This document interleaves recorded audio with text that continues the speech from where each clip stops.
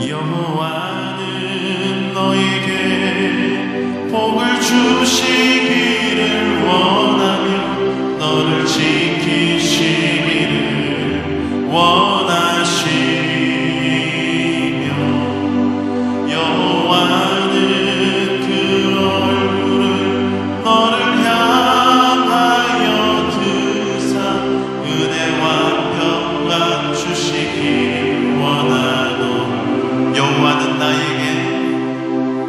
여호와는 나에게 복을 주시기를 원하며 너를 지키시기를 원하시. 여호와는 그 얼굴을 나를 향하여 주사 은혜와 평강 주시기 원하노라. 나를 보배롭고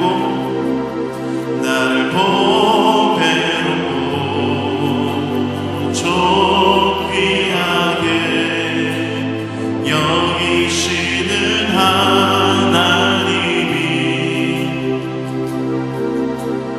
내 삶 속에서 이 약속을 신실하게 이루시리. 땅에 기름진 것으로 하늘에 신령한 것으로 나를 복주시고 지키신 하나님이 나의 영혼 잘 되도록 은혜 베푸시며 평강으로 인도하시리. 우리 믿음으로 고백하기 원합니다. 나를 보배롭고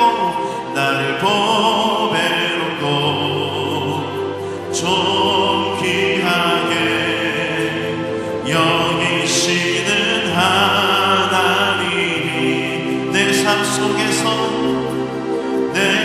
속에서 이 약속을 신실하게 이루시리. 땅에 기름진 것으로 하늘에 신령한 것으로 나를 복주시고 지키신 하나님이 나의 영혼 잘 되도록 은혜 베푸시며 평강으로 인도하시리.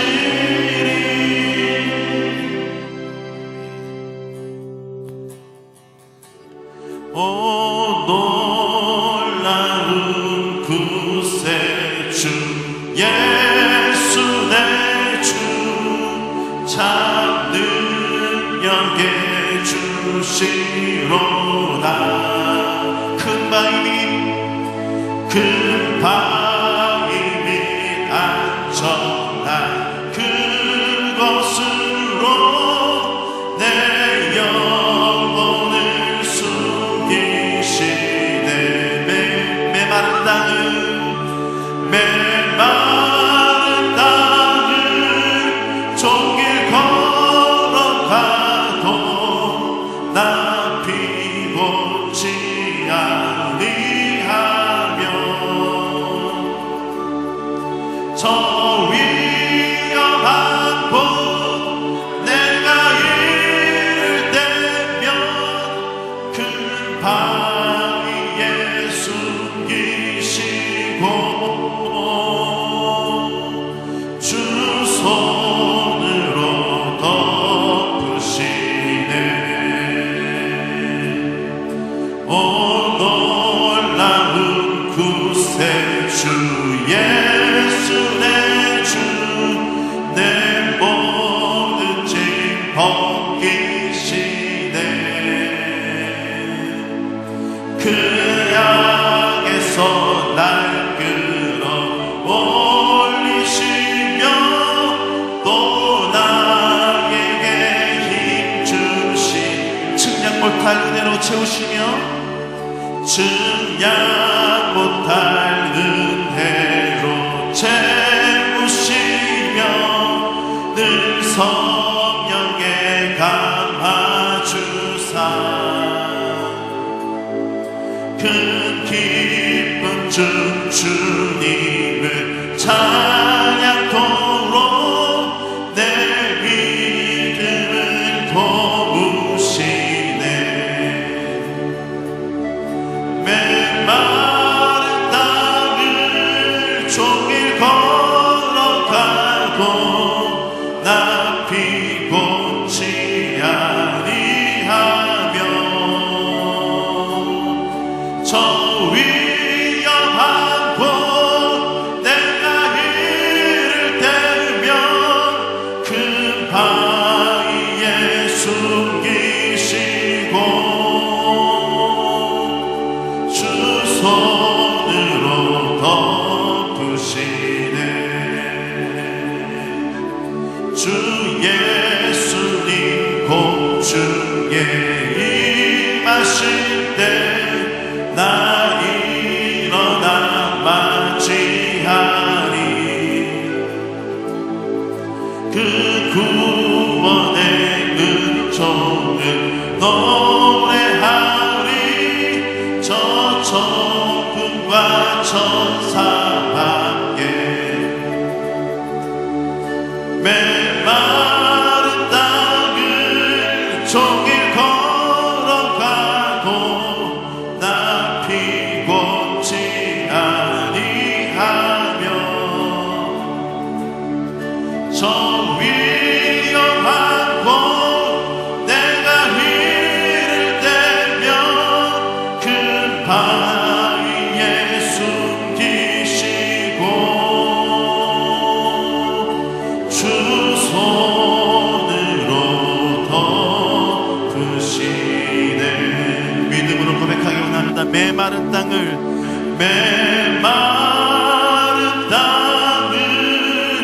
종일 걸어가도 나 피곤치 아니하며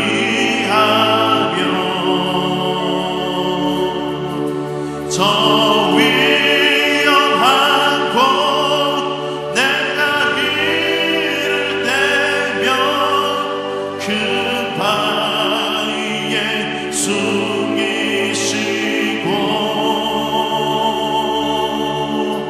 주 손으로 덮으시네.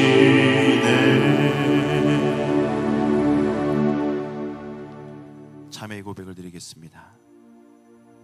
사랑의 하나님, 주께서 나를 위해 지신 십자가를 바라보며 이 시간 우리의 죄악을 고백합니다. 우리는 오직 십자가의 은혜로 거듭나게 되었지만 우리는 우리의 능력으로 의롭게 되었다 생각하며 세상 가운데 내 뜻대로 거하였음을 이 시간 고백합니다. 1만 달란트 탕감받은 사람처럼 하나님께 받은 은혜를 바라보지 못하고 나에게 작은 실수를 한 사람들, 내 눈에 다른 사람의 허물을 용서하지 못했음을 이 시간 고백합니다. 우리에게 맡긴 사명이 있었지만 우리는 요나처럼 피하였고 우리에게 맡겨주신 소중한 직분을 유다처럼 등 돌려버렸습니다. 주님, 이 시간 모든 죄를 고백하오니 용서하여 주시옵소서. 이제는 하나님과 나만이 아는 죄를 겸손히 침묵 가운데 고백하는 참회의 기도를 드리겠습니다. 주님,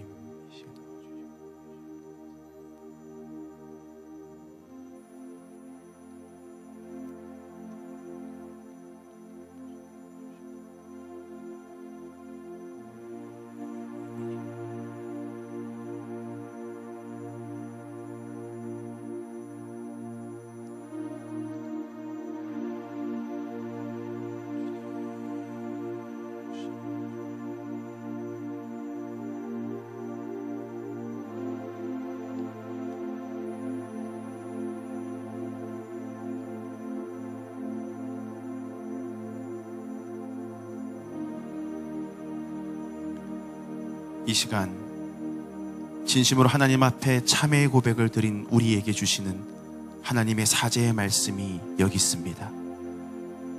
이러므로 내가 내게 말하노니 그의 많은 죄가 사하여 줬도다. 이는 그의 사랑함이 많음이라. 우리에게 주신 말씀에 의지하여 모든 죄가 깨끗이 사하여졌음을 예수님의 이름으로 선언합니다. 아멘. 우리 이 시간 모두 자리에 앉으셔서 주님의 임재를 사모하며 함께 고백하기 원합니다. 하늘의 문을 여소서, 이곳을 주목하소서.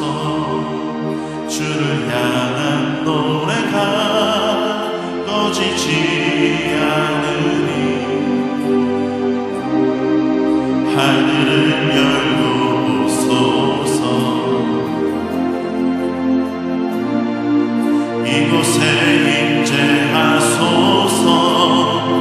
주님을 기다립니다. 기도의 향기가 하늘에 닿으니 주여 임재하여 주소서. 이곳에 오셔서 이곳에 앉으소서. 이곳에서 드리는 예배를 받으소서. 주님의 이름만이 오직 주의 이름만 이곳에 오셔서 이곳에 앉으소서. 이곳에서 드리는 예배를 받으소서. 주님의 이름만이 오직 주의 이름만 우리 두 손을 들고 고백하기 원합니다. 이곳에 오셔서 이곳에 앉으소서. 이곳에서 드리는 예배를 받으소서. 주님의 이름만이 오직 주의 이름만 이곳에 있습니다.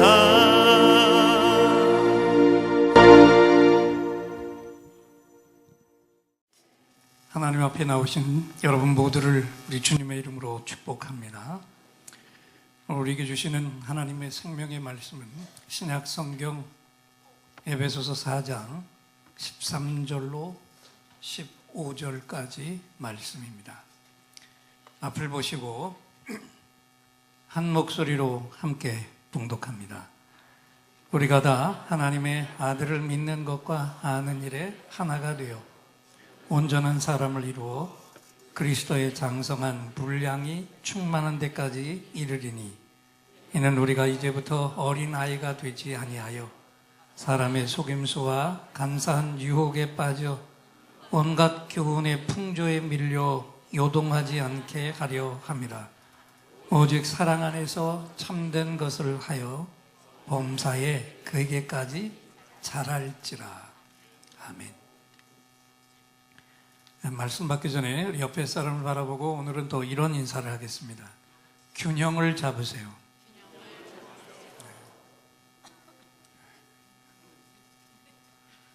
우리 교회 안에 1960년대에 미스 코리아가 계신데 이제 70대 중반을 넘어선 것 같아요. 근데 이 미스 코리아의 기준이 뭘까요? 얼굴 생김새도 중요하지만 그때나 지금이나 몸매의 균형이 잡히는 거 굉장히 중요하게 심사했죠. 요즘 미투가 곳곳에서 터져 나온 걸 보면서 이 나라 안에 조금이라도 능력이 있는 사람들 중에 온전하게 깨끗한 사람이 과연 몇이나 될까? 이런 생각을 다 해보셨죠. 그러다 보니 이 미묘한 시기에 여성의 몸매를 이야기하는 것 자체도 금기스러운 일이 됐는데, 오늘 왜 이런 얘기를 하느냐 하면, 균형이 잡힌 몸을 만드는 것, 이것은 굉장히 다른 어떤 것보다 더 중요하다, 그 얘기를 하는 것입니다. 전에 섬겼던, 제가 이 예인교회를 개척하기 전에 섬겼던 먼저 교회에 청년 중에 툭 하면 아주 잘 넘어지는 여자 청년이 하나 있었어요. 너무 잘 넘어졌어요. 그리고 넘어지면 꼭 이러고 나타납니다. 발목에 기부스를 하고 발목이 부러졌대. 왜 그렇게 자주 넘어지냐 그랬더니 몸의 균형이 안 잡혀서 그렇대요. 몸무게가 조금 나가는데 상체에 비해서 하체가 너무 가늘어서, 그 중에서도 제일 가는 게 발목이 되다 보니까 조금만 미끄러지고 넘어져도 그냥 부러질 확률이 높다는 겁니다. 우리 몸에서 균형이 잘 잡히는 것이 얼마나 중요한 것인가, 오늘 이 사례를 보면 우리가 똑똑히 알 수가 있습니다. 그리고 우리 육신에도 균형이 잡히는 게 이렇게 중요하듯이 우리의 믿음도, 영적인 삶도 균형이 잘 잡혀야 넘어지거나 쓰러지질 않아요. 믿음을 가졌는데도 툭 하면 시험에 들고 믿음이 흔들리고 갈팡질팡하는 이런 것들이 다 뭡니까? 한마디로 말하면 영적인 삶의 균형이 잡혀 있지 않아서 그런 거예요. 우리 앞을 보시고 갈라디아서 5장 22절에 나오는 성령의 열매 9가지를 한번 큰 소리로 읽어보겠습니다. 사랑, 희락, 화평, 오래 참음, 자비, 양선, 충성, 온유, 절제의 열매인데, 이 성령의 9가지 열매가 사랑으로 시작해서 마지막에는 뭐로 끝났습니까? 절제. 그 절제가 도대체 뭔지 여러분 똑똑히 아십니까? 절제가 잘 참는 것이다, 그렇게 생각할 수도 있지만 원어는 선명하게 뭐라고 얘기하냐면 밸런스라고 그랬어요. 그러니까 절제는 다른 거 아닙니다. 균형을 잘 잡는 것입니다. 한쪽에 치우치지 않고 그리고 기울지 않는, 바로 그것이 절제인데, 마지막에 이것이 무너지면 성령의 열매들이 다 무너질 수밖에 없다는 겁니다. 에베소 4장 13절, 오늘 본문의 첫 절을 앞을 보시고 한 번 더 큰 소리로 읽겠습니다. 우리가 다 하나님의 아들을 믿는 것과 아는 일에 하나가 되어 온전한 사람을 이루어 그리스도의 장성한 분량이 충만한 데까지 이르리니 그랬어요. 자, 여기 보면 우리가 다 뭐의 하나가 되라고 그랬어요? 하나님의 아들을 믿는 것과 아는 것의 하나가 되라고 그랬습니다. 믿는 것과 아는 것 어떻게 다를까요? 믿는 것은 말씀에 동의하고 그분이 하신 모든 말씀을 받아들이는 것이지만, 그분을 아는 것은 우리가 직접 그분의 임재와 그분의 살아계심을 내 몸으로 직접 체험해서 아는 거예요. 앞에 믿는 것만 가지면 종교인이 되어버리는데, 우리는 하나님을 믿는 것과 아는 것, 경험하는 것, 이것을 반드시 이루어야 될 줄 믿습니다. 그리고 나가서 여기 뭐라고 하냐면 온전한 사람을 이루라 그랬습니다. 이 온전한 사람을 이루는 이것이 바로 균형이 잘 잡힌 믿음의 사람이 되는 거예요. 자, 그러면 다시 한번 구체적으로 오늘 말씀을 통해서 우리의 온전한 성도의 삶이 뭐며, 구체적으로 이 균형 잡힌 믿음이 뭐냐? 답은 간단하죠. 믿음의 삶에도, 한번 따라합시다. 믿음의 삶에도 4개의 방향이 있다. 이 4개의 방향이 다 하나하나 다 살아있는 것, 이것이 건강한 성도의 믿음입니다. 이 믿음의 4방향이 어디 방향인가? 먼저 말씀드리면 한번 따라하죠. 위쪽, 안쪽, 바깥쪽, 앞쪽, 이 4방향의 삶인데, 이것이 다 셋업이 잘 돼서 균형을 이루고 있어야 돼요. 그렇지 않으면 믿음의 기형아가 되어버려서 한쪽에 심각한 문제를 가지게 되고, 그러다 보니까 영적인 성장이나 성숙은 일어나지 않는 믿음의 장애자가 되어버립니다. 그래서 여러분 중에도 내 믿음은 왜 맨날 이 모양이지? 왜 맨 믿음은 자라지 않는 거야? 이걸 고민하는 분들이 계시잖아요. 한번 깊이 생각해 보시자고요. 왜 내 믿음이 잘 자라나지 않을까요? 왜 요즘 교회들마다 부흥하는 것이 이렇게 어려울까요? 믿음의 삶과 이 방향 전체가 골고루 균형을 이루고 있어야 되는데 한쪽으로 치우쳐 있거나 어떤 방향은 아예 없는 교인들이 교회 안에 너무 많기 때문에. 그래서 오늘은 다른 거 다 빼놓고 우리가 온전히 균형을 이루기 위해서 우리의 믿음과 삶 속에 네 가지 방향의 삶이 구체적으로 어떤 것이 살아있어야 되는가 짧게 말씀을 드리려고 합니다. 첫째는 균형 잡힌 성도들의 믿음에는 제일 먼저 어디 쪽을 향한 삶이 살아있어야 된다? 위쪽을 향한 삶.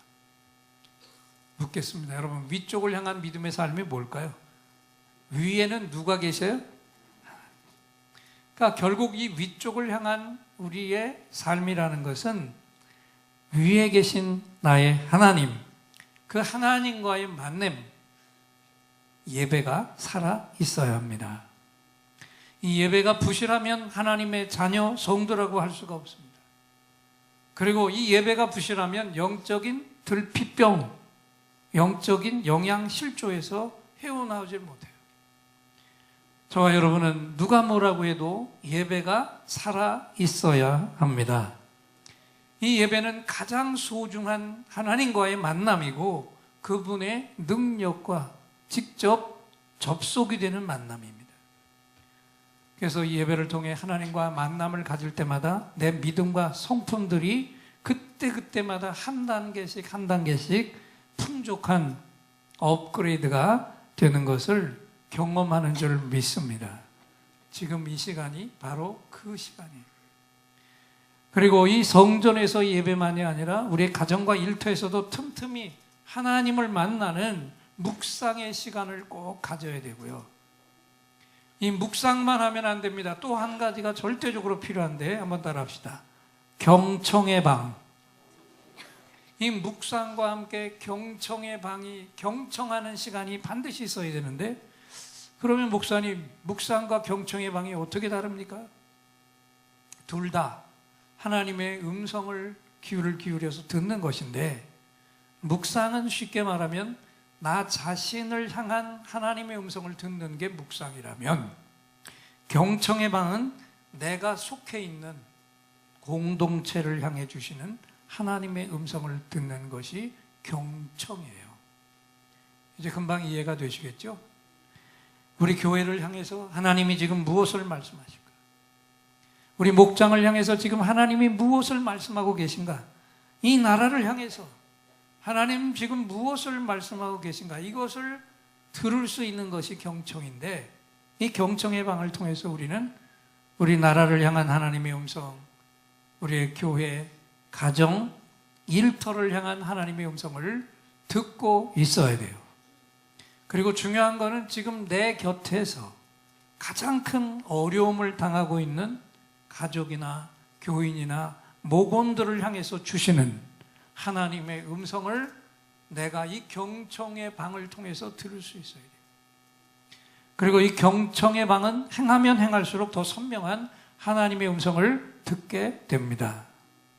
그래서 우리 모든 예인들은 다 이 경청의 방을 마련해 놓고 하나님의 음성을 계속해서 듣고 나갈 때 나 자신의 성숙함과 함께 그것이 옆에 있는 사람들과 우리 교회 안에까지 풍성하게 부어질 것입니다.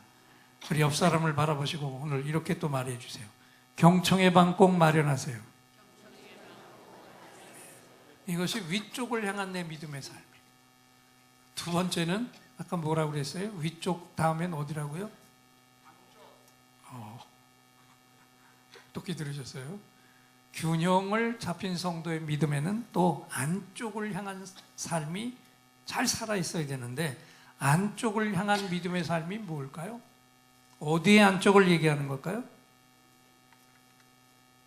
저와 여러분이 속해 있는 공동체, 교회의 안쪽을 얘기해요. 그러다 보니까 이것이 뭘까요? 내 곁에 성도들과의 만남, 성도의 교제를 잘 이루시기 바랍니다. 언젠가 경상도 쪽에 정치 대부가 한 말 기억하시죠? 우리가 남이가, 맞아요. 우린 남이 아니에요. 옆에 있는 모든 분들이 주님의 살과 피를 함께 나눠 가진 형제 자매들입니다. 가족의 피보다 더 진한 예수님의 피와 살이 함께 흐르고 있는 살부치가 바로 내 옆에 있는 분이에요. 그래서 이 교회 안에 형제 자매들과 실제로 사랑과 우정을 나누는 시간들이 반드시 있어야 됩니다. 근데 제일 큰 문제거리가 뭡니까? 이렇게 한 주에 한 번 주일 예배 자리에 나온 이것만 가지고 이 교제가 잘 이루어지니까 아무리 내가 몸부림을 쳐도 깊은 교제는 못 나누고 끝납니다. 그래서 좀 더 가깝게, 좀 더 친밀하게 만나는 목장이 그래서 이렇게 우리에게 중요한 겁니다. 목장 안에서는 주일 예배에서 공개할 수 없는 내 가정의 어려운 문제들 다 내놓을 수 있잖아요. 그리고 손에 손잡고 한 마음으로 간절히 부르짖어 기도할 수 있어요. 때로는 함께 붙들고 눈물을 쏟을 수도 있고요. 그러다가 그렇게 합심해서 기도해 왔던 일들이 이루어졌을 때 내 가족의 일처럼 목원들이 모두 함께 기뻐하고 함께 감격을 맛보게 됩니다. 여러분, 이것이 초대교회 성도들의 모습이었습니다. 처음 교회는 이랬어요. 오늘 이런 일들이 우리 예인의 목장 안에서 그대로 이루어져야 할 줄 믿습니다. 그리고 이 목장 모임에서 가장 중요한 것이 있는데 이 목장 모임은 반드시 사람 중심이 아니라 주님 중심이 되어야 합니다. 아멘. 아무리 희생적으로 목원들을 잘 돌보는 목자가 있어도 그 목자가 주님보다 더 높임이나 존귀함을 받아서는 안 되겠죠. 그렇게 되면 그 목장은 성도의 공동체가 아니라 그 목자 한 사람의 친교 클럽이 되어버리는 거예요. 예를 들어 볼게요. 가까운 교인들끼리 운동을 함께 할 수 있습니다. 그런데 거기에 그렇게 모일 때 운동하는 그 자체가 목적이 되면 안 됩니다. 함께 즐기는 것이 목적이 되어서도 안 됩니다. 그러면 무엇이 중요합니까?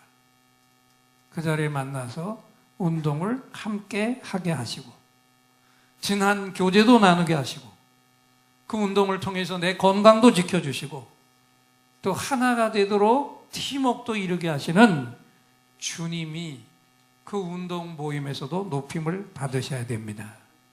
그리고 그 주님을 높이는 운동의 모임이 되어야 돼요. 그러면 이렇게 주님을 높이는 그곳이 어떤 곳이든지 우리 주님이 우리와 함께 거하시는 천국이 될 것입니다. 그런데 우리가 정말 너무 바쁘고 분주해서 성도들끼리 이루어야 될 교제 시간들까지 소홀히 하고 있는데 오늘 이 말씀을 들으면서 위쪽과 함께 내 안쪽의 믿음의 삶이 견고해지기 위해서 반드시 이 목장의 모임을 내가 참여해야 되겠다. 그래서 균형 잡힌 삶을 이루어야 되겠다. 이것을 다시 한번 마음속에 깊이 작정하시기를 바랍니다. 오늘은 좀 이런 일들이 많겠는데 옆에 분을 바라보시고 또 한번 외쳐주세요. 아무리 바빠도 자주 만나요. 만날 때마다 주님을 높이자고요. 꼭 그렇게 하세요. 그래서 안쪽을 향한 탄탄한 믿음이 잘 돼요. 그 다음에 세 번째는 어디입니까? 위쪽 안쪽을 거쳐서 오늘 일부 예배도 한 번 딱 얘기했더니 그 순서를 정확히 꿰고 있더라고요.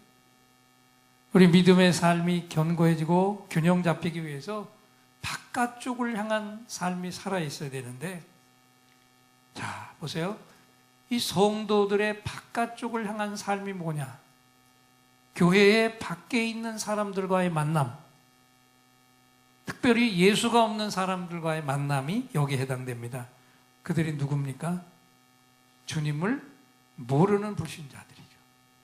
하나님을 아직 만나지 못한 사람들, 아직 주님을 영접하지 못한 사람들, 혼과 육은 살아있는데 자기 영이 죽어있는 것을 모르는 사람들, 그들을 찾아서 바깥쪽을 향해 나아가는 삶의 시간들, 이것을 우리가 반드시 가져야 할 줄 믿습니다. 한번 생각해 보세요. 우린 그동안에 거의가 다 믿는 사람들끼리만 어울려 왔잖아요. 불신 친구 만나면 여러 가지 유혹이 따라올 것 같아서 아예 그쪽으로는 담을 쌓고 할 수만 있으면 교인들끼리만 만나려고 애를 썼습니다. 그래서 일단 20년 이상 예수를 믿은 교우들은 주위에 불신자 친구들이 거의 없습니다. 저도 제가 3대 교인이고 제 딸이 4대 교인인데, 제가 3대 교인에다가 목사까지 되고 보니까 만나는 사람마다 다 교인들 천지예요. 친구들 다 목사님들이죠. 동문들 다 목사님이죠. 불신자라고는 고등학교, 중학교, 초등학교 동창들 그 중에 뿐이 없는데 그들을 지금 어디서 만날 수 있어요? 그러니까 맨날 교인들하고만 어울려 살고 있는데 이것은 영적으로 볼 때는 정말 잘못된 일이라는 겁니다. 여러분, 불신자들을 건지려면 불신자들을 어떻게 해야 돼요? 만나야 되죠. 그들과 완전히 담싸놓고 절단해놓고 어떻게 그들을 건질 수 있습니까? 주님은 십자가를 지시면서 믿는 너희들끼리 오손도손 재미있게 살라고 그 십자가에서 죽지 않으셨어요.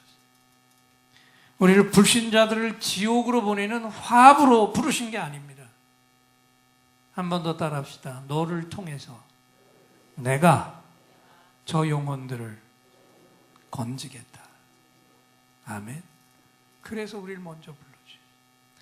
자, 디모데후서 4장 2절입니다. 함께 읽겠습니다. 너는 말씀을 전파하라. 때를 얻든지 못 얻든지 항상 힘쓰라. 범사의 오래 참음과 가르침으로 경책하며 경계하며 권하라. 아멘. 바울 사도의 유언이었습니다. 때를 얻든지 못 얻든지, 환경이 잘 형성되었든지 그렇지 못했든지 간에 너는 이 생명이 살아나는 복음을, 말씀을 전하는데 내 온 힘을 다 쏟으라. 그래서 우리가 할 일이 무엇입니까? 불신자들을 만나야 됩니다. 지금 내 곁에 내가 아는 불신자가 없으면 그러면 어떻게 됩니까? 불신자를 사귀어야죠. 불신자를 사귀러 우리가 나가야 됩니다. 그리고 깊이 기도하면서 예수 믿으라는 티 내지 말고 열심히 내가 가진 물자와 시간을 주님의 사랑으로 포장을 해서 그 불신자에게 계속 부어주는 투자를 해야 됩니다.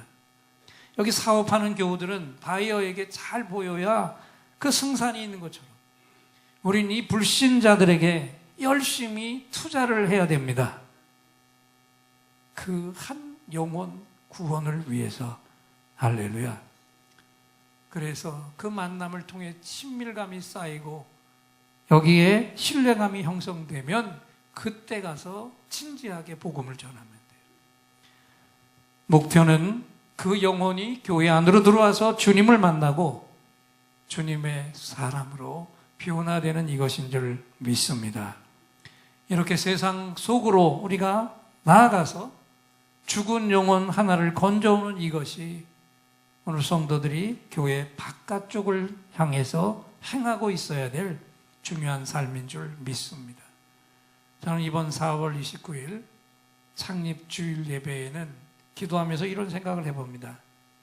여러분들을 모셔와 봤는데 이번엔 집중적으로 한 타켓을 놓으면 어떨까?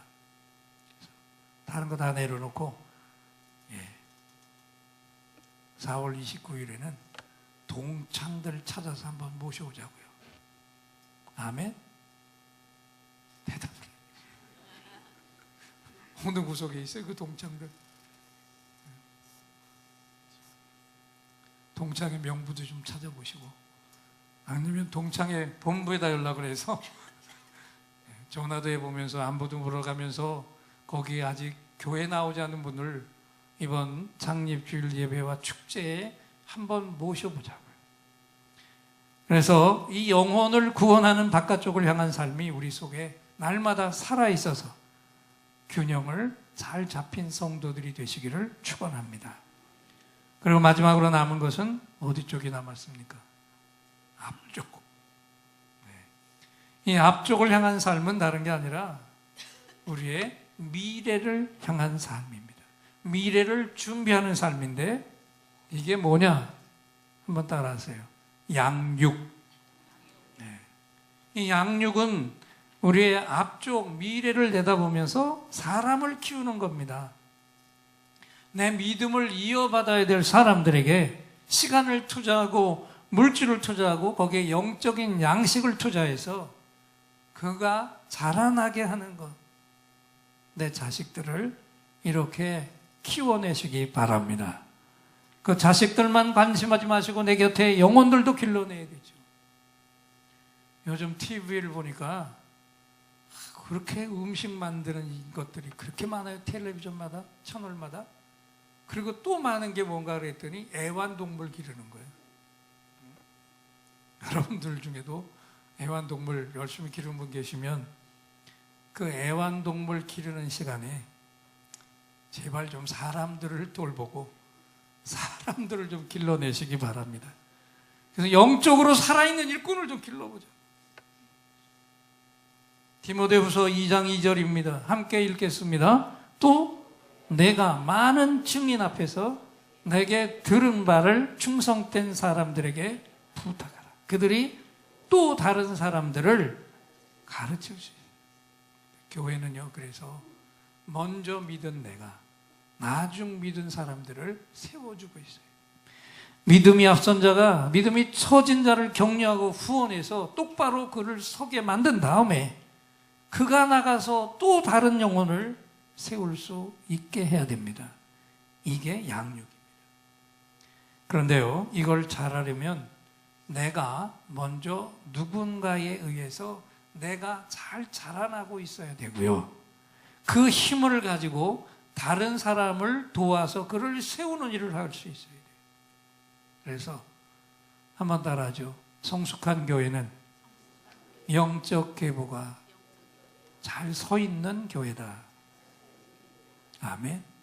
담임 목사님을 거쳐서 중직자를 거쳐서 오늘 처음 등록한 교인들에게까지 영적인 양육의 줄이 줄줄이 연결이 잘 돼 있는 교회가 건강한 교회예요. 근데 대부분의 교회들을 보면 영적인 자녀들만 있고 영적인 자녀가 별로 없습니다. 교인 한 사람 한 사람이 다 영적인 아버지의 사역과 영적인 아들의 사역, 이 두 가지를 다 겸해서 하고 있어야 됩니다. 내가 누군가를 양육하면서 동시에 나도 누군가에게 양육을 받고 있어야 됩니다. 이것이 온전한 성도의 모습이다. 여러분 잘 들으세요. 나는 이 정도면 되었다. 그리고 아무것도 배우지 않고 성장이 멈춰 있다면 내가 아무리 중직을 가진 직분자라도 그때부터 믿음이 썩기 시작하는 무서운 병이 드는 겁니다. 우리 교회는 그래서 양육을 받으면서 양육을 하는 이 셋업을 올 한 해 다시 한번 굳건하게 세워야 할 줄 믿습니다. MD 새가족을 거쳐서 새가족이 목장 안으로 들어가서 거기서 더 성숙하는 시간들을 가져야 되는데 이제 막 용기를 내어서 처음 예인교회에 등록하는 교우들과도 이 양육의 선이 정확하게 연결돼야 돼요. 그래서 앞으로 우리 교회에 등록하는 교우들은 자기 혼자 스스로 알아서 신앙생활하는 것이 아니라 앞에서 잘 훈련된 후원자가 이끌어주는 대로 따라가기만 하면 어느 날 나도 모르게 영적인 리더, 영적인 지도자가 되어 있는 그런 교회로 성숙해야 할 줄 믿습니다.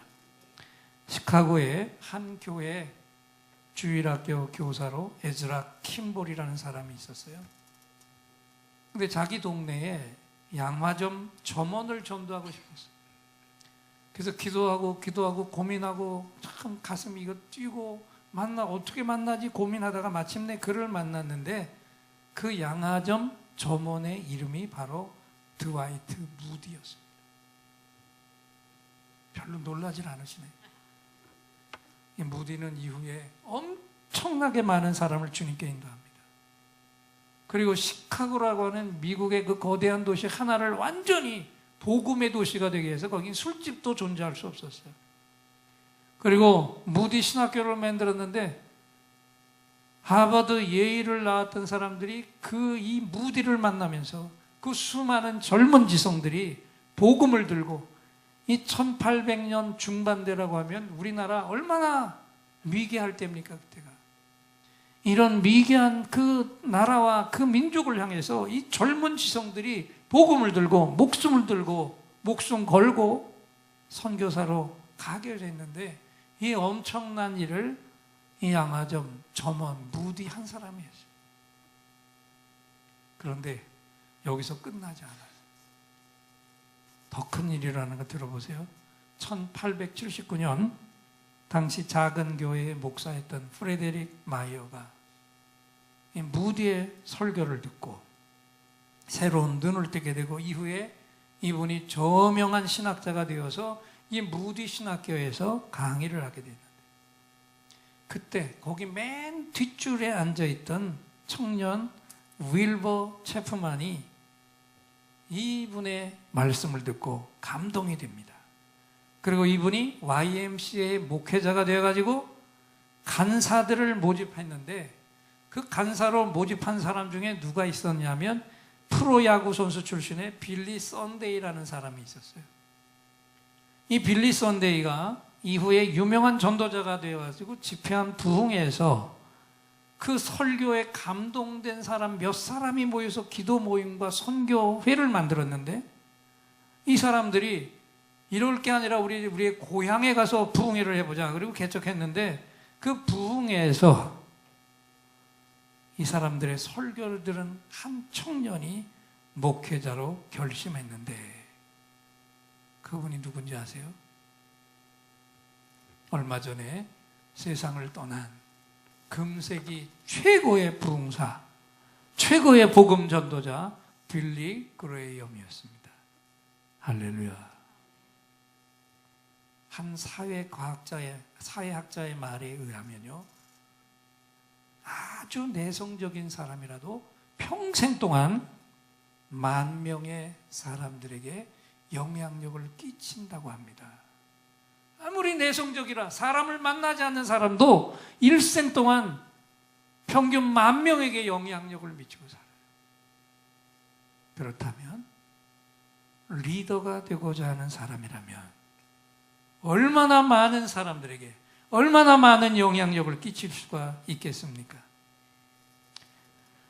오늘 말씀을 드린 예인의 교우 여러분, 우리 예인들도 내가 서 있는 내 삶의 자리, 그곳에서 지금도 보이지 않는 가운데 우리도 지금 영향력을 끼치고 살고 있습니다.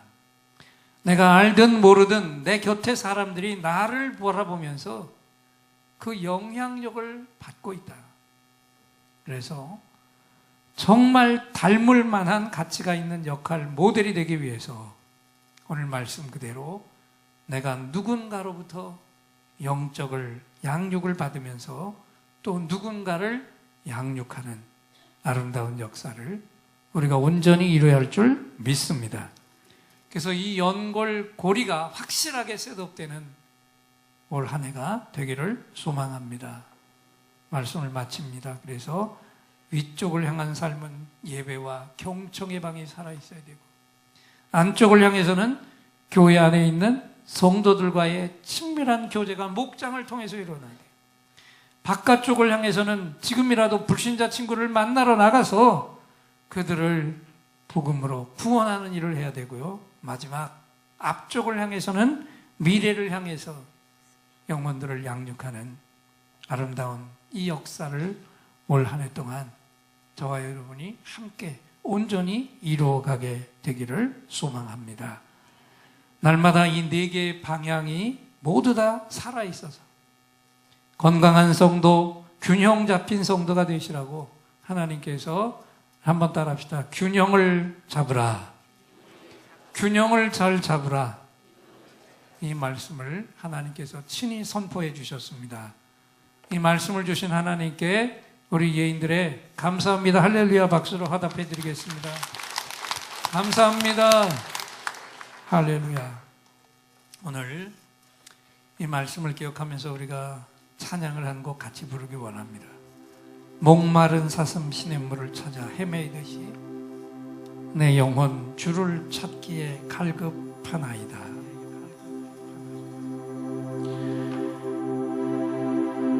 목마른 사슴 시냇물을 찾아 헤매이듯이 내 영혼 주를 찾기에 갈급하나이다. 목마른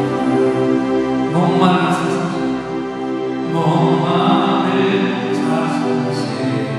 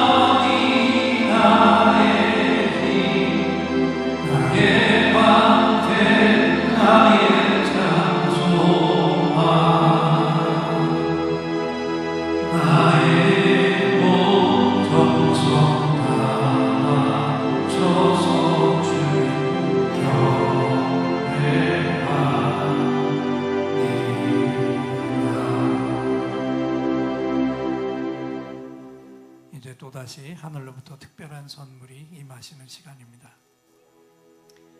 이 시간 나오실 때 긴급히 응답받을 기도 제목 가지고 온 분들, 깊은 상처에 치유가 필요한 분들 두 손을 가슴에 얹어주시고, 몸에 질병이 있는 분은 질병 있는 부분에 손을 얹으십시오.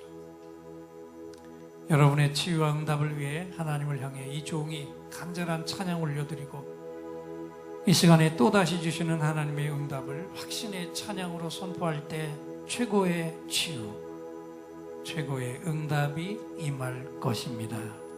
믿음의 손을 얹으십시오.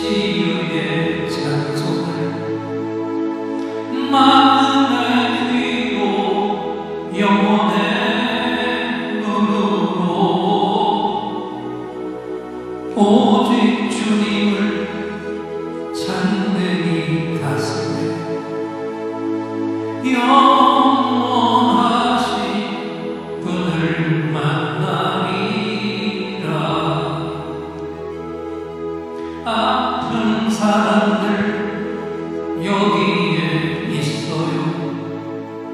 이 노래 듣고 소망을 가져요. 주여 불쌍히 여기여 주시사 치유의 힘 받게 하옵소서.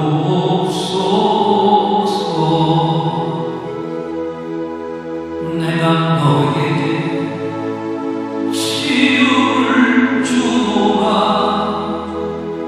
세상이 빼앗을 수 없는 치유를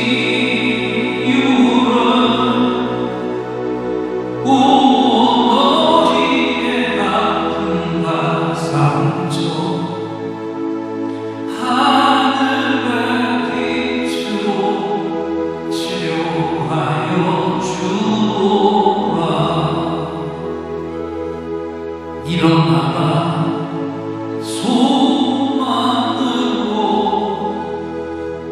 일어나라 예수를 믿음으로 너의 믿음대로 되는 나라에서 하늘의 문이 열려 모든 병이 사라지네. 하늘의 문이 열려 모든 문제 응답되네. 예수 안에서 치료하소서. 예수 안에서 응답하소서. 예수 안에서 살게 하소서. 예수 안에서 일으키소서.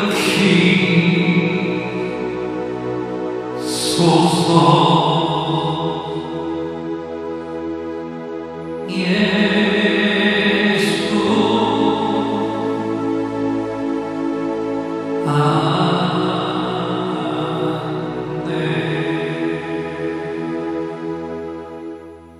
내가 채찍에 맞음으로 너희가 나음을 입었도다. 약할 때 강함 대신에 나의 보배가 되신 주 나의 모든 것. 주 안에 있는 보물을 나는 포기할 수 없네. 주 나의 모든 것.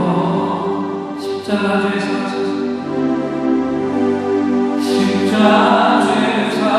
죄사하신데 주님의 이름 찬양해. 주 나의 모든 것.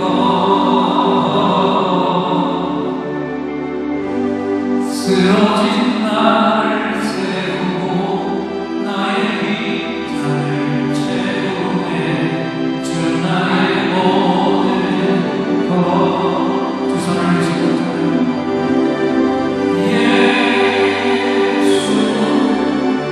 어린 양 존귀한 이름 예수. 어린 양 존귀한 이름 예수.